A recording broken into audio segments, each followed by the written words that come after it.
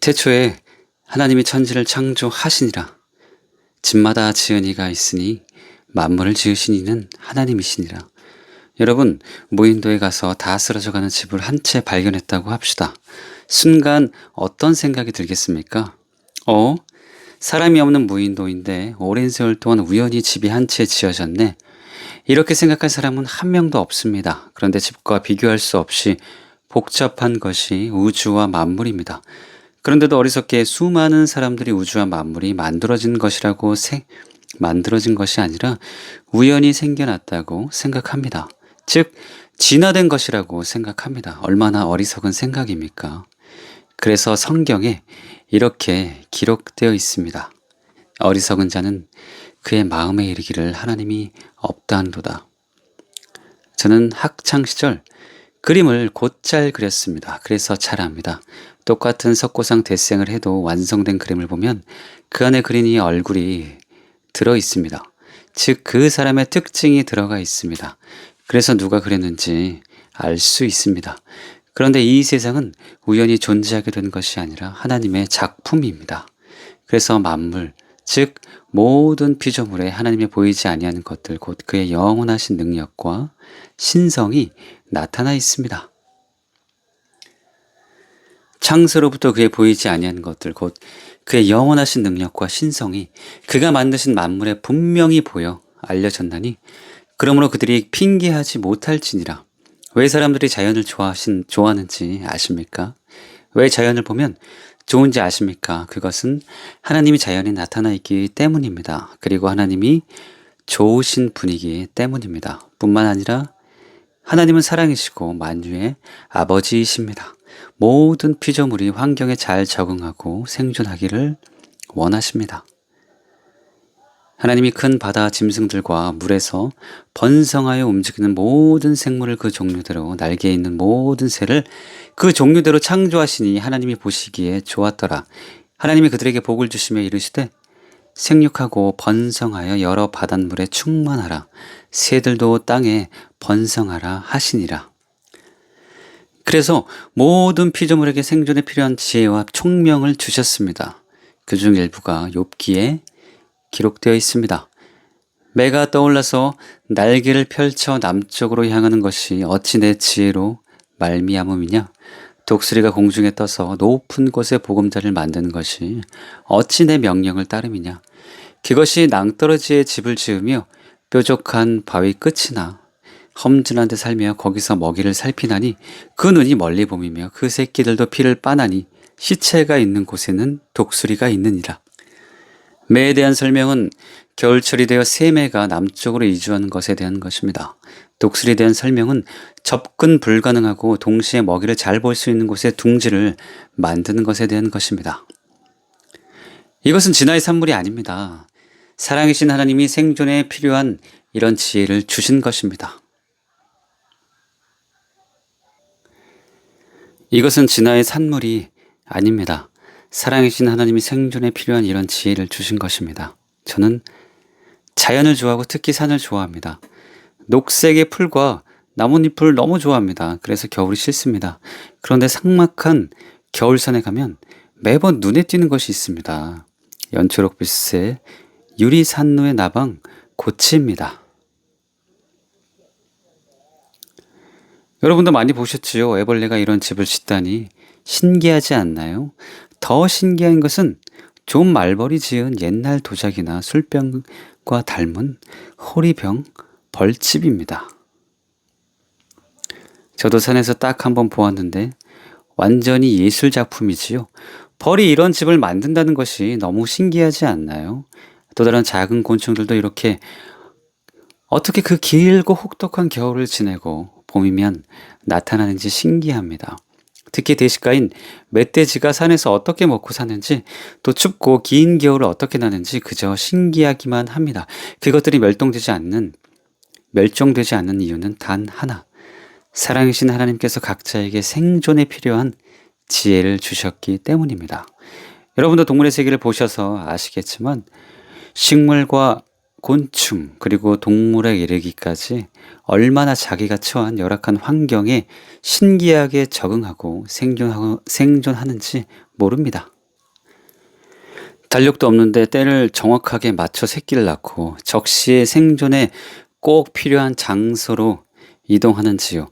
그 외에도 신기한 일들이 너무 많습니다. 일례로 아주 추운 지방에는 겨울 내내 몸이 완전히 얼어서 호흡과 심장 박동까지 멈추었다가 봄이 되면 녹으면서 감쪽같이 살아나는 신기한 개구리가 있습니다. 얼음 개구리라 불리는 북미의 숲 개구리입니다. 한낱 개구리가 전 세계 과학자가 아무도 풀지 못한 완벽한 냉동 보관과 해동 기술을 가지고 있는 것입니다. 만약 사람이 그럴 수 있다면 히말라야 높은 설산에서 조난당해도 걱정할 필요가 없을 것입니다. 그런데 이것이 진화로 가능할까요? 불가능합니다. 만약 이것이 진화로 가능한 것이라면 진화의 최상층에 있는 사람은 벌써 하늘을 날아다니고 물 속에서도 숨을 쉬고 불 속에서도 타지 않는 존재가 되었을 것입니다.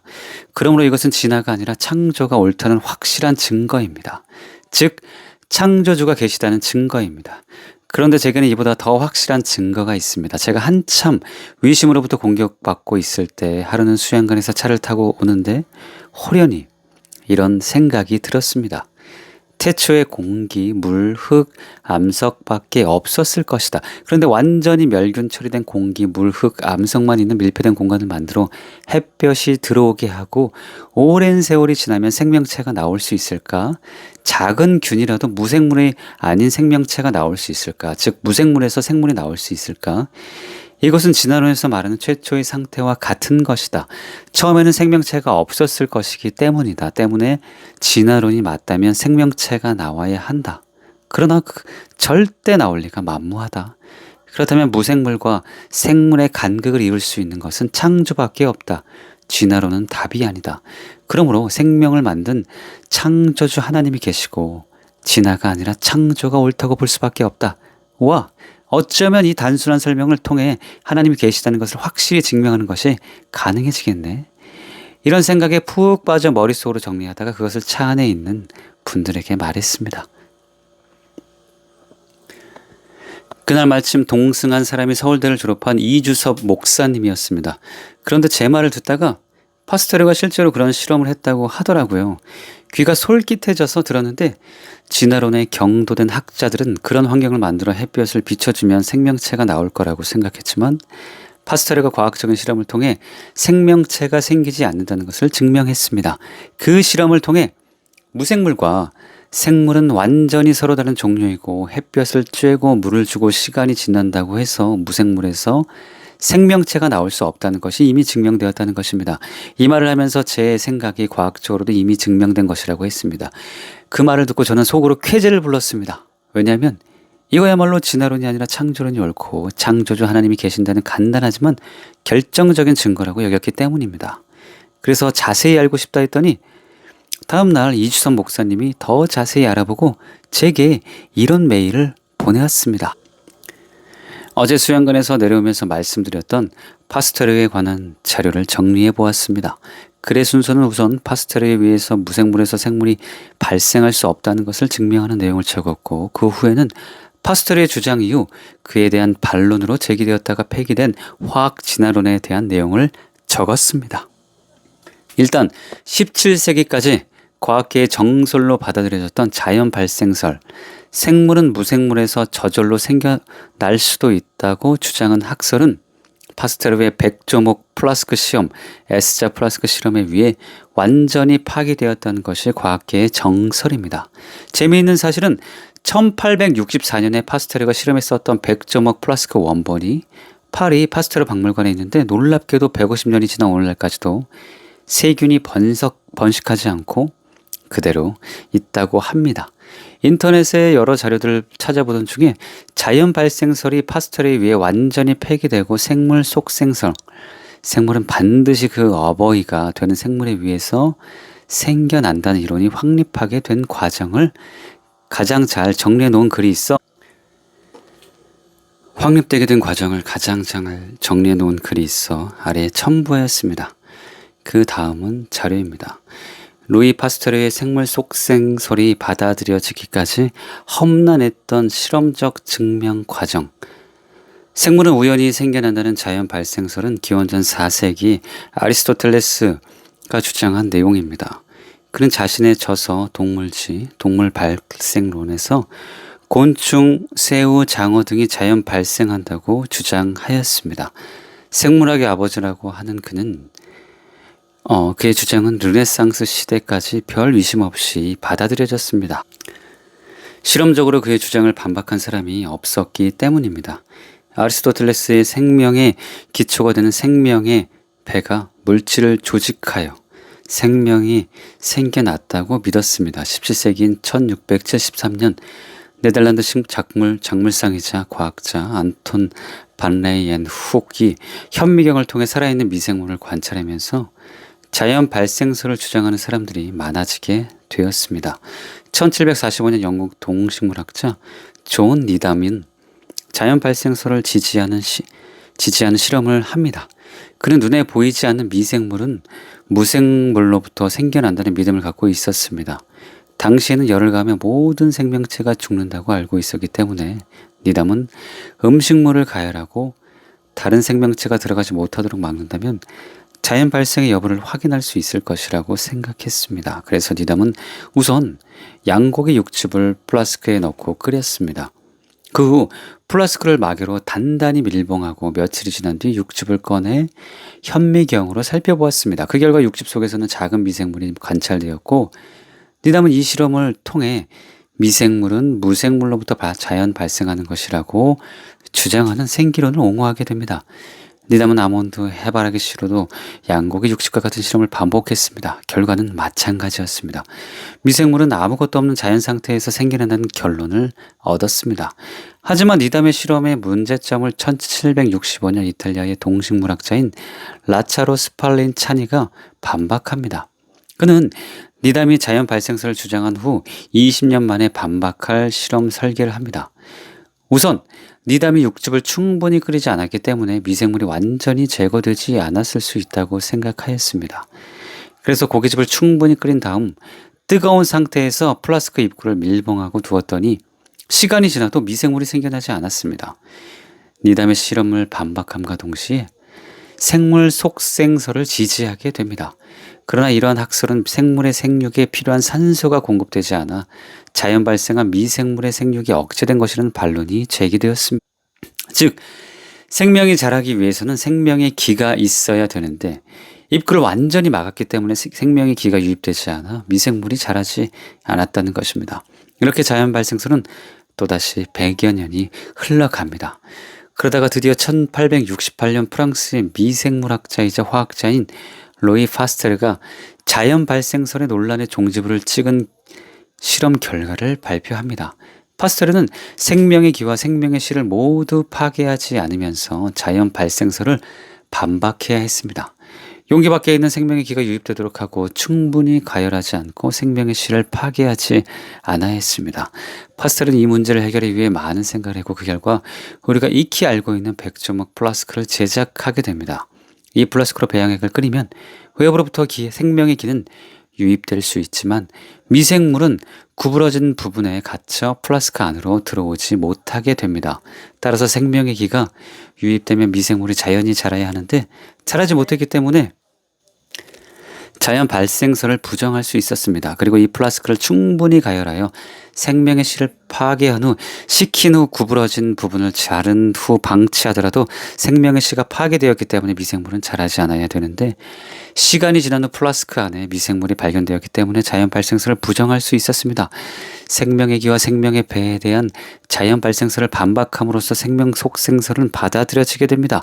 BC 4세기 아리스토텔레스로부터 2200년이 지난 후였습니다. 결론적으로 아리스토텔레스 이후 2200년간 과학계를 지배해왔던 자연 발생설은 파스텔의 실험에 의해 완전히 무너지고 생물은 반드시 생물에서 생겨난다는 생물 속생설이 정설로 자리를 잡게 됩니다. 참고로 파스텔의 생명 속생설 이후 자연 발생설 대신 대두된 것이 화학 진화설입니다.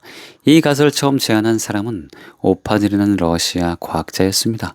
그는 원시지구의 대기층에 대해 인위적인 가설을 제시하였습니다. 그리고 그의 가설이 실제로 맞는지를 확인하기 위해 밀러와 유레이가 직접 실험을 하였습니다. 그리고 실제로 생명이 없는 무기물에서 생명체의 기본 단위가 되는 유기물을 만들어내는 결과를 내놓았고, 그 때문에 이것이 화학 진화설을 증명한 것으로 활용되었습니다. 하지만 이 실험의 당사자였던 밀러는 실험 결과를 내놓은 지 약 30년 후인 1980년대 자신들의 실험이 잘못되었음을 인정했습니다. 그러나 그들의 고백은 일반에 널리 알려져 있지 않고, 그 때문에 현재 고등학교 교과 과정에서 화학 진화론을 가르치고 있는 안타까운 상황입니다. 그것은 한국창조과학회 자료실에 올려져 있는 화학 진화 어디까지 왔나? 원소로부터 단세포 동물까지라는 글의 결론에 잘 설명이 되어 있습니다. 그러므로 그것을 보고 확인하실 수 있습니다. 화학 진화설의 허구성을 확인할 수 있는 자료들. 생명은 오직 생명으로부터, 창조론과 오파린의 자연 발생성을. 요약. 원시지구의 대기가 환원성 매기, 메탄, 수소, 암모니아, 수증기라는 오파린의 가정은 실제 우주과학자들의 연구 결과 거짓임이 판명되었고, 오파린의 가정대로라면 지구에는 애초부터 생명체가 살 수 없었을 것이라는 내용이다. 아울러 오파린의 가정의 근거에서 진행되었던 밀러와 유레일의 실험 역시 그 과정이 오파린의 가정을 맞추기 위해서 인위적인 환경을 만들었기 때문에 그 실험 자체가 무의미하다는 내용이다. 잘 보셨나요? 이처럼 무생물에서 생물이 나올 수 없습니다. 그러므로 진화론은 완전히 허구입니다. 이외에도 진화가 아니라 창조가 옳다는 것을 보여주는 많은 증거들이 있습니다. 아무리 과학자들이 진화론을 과학으로 둔갑시키려 해도 진화론은 허구입니다. 왜냐하면 진화론자들이 소진회라고 부르는 것은 가능하도 대진화는 불가능하기 때문입니다. 요약. 화학 진화를 주장했던 과학자가 자신들이 수십 년 후에 자신의 주장이 잘못되었다는 것을 인정했다는 것이다. 우주공간 화학적으로 접근하자 강원 서울대 화학부 교수, 러시아 생물학자인 오파린은 이러한 원시 시대의 대기의 번개와 같은 외부 에너지에 의해 간단한 유기물들이 생산되었을 것이라고 주장했다. 이러한 가설을 실험함으로 점검하기 위해 1950년대 미국의 유레이와 밀러는 원시 대기를 모방한 기체의 전기 방전을 일으켜 상당량의 아미노산이 생성되었음을 관찰하였다. 이 실험은 생명 현상에 중요한 역할을 하는 유기 분자들이 무기물만으로 이루어진 천박한 원시 지구의 환경에서 생성될 수 있음을 보여주었다는 점에서 생명 탄생의 신비를 푼 듯한 착각을 주며 곧바로 세계적으로 주목을 받았었다. 하지만 유레이 밀러 실험에 대한 현재 평가는 예전과는 사뭇 다르다. 이들이 가정하는 원시 대기의 조성이 잘못되었으며 따라서 지구상에서 번개 등에 의해 아미노산이 생성될 가능성이 매우 낮다고 생각된다. 대안으로는 이후에 생명의 기원에 관한 매우 다양한 가설들이 제안되어 왔다. 하지만 확실한 증거가 뒷받침하는 설득력 있는 설명은 나타나지 않고 있다. 하나님이 천지를 창조하실 때 각기 종류대로 만드셨습니다.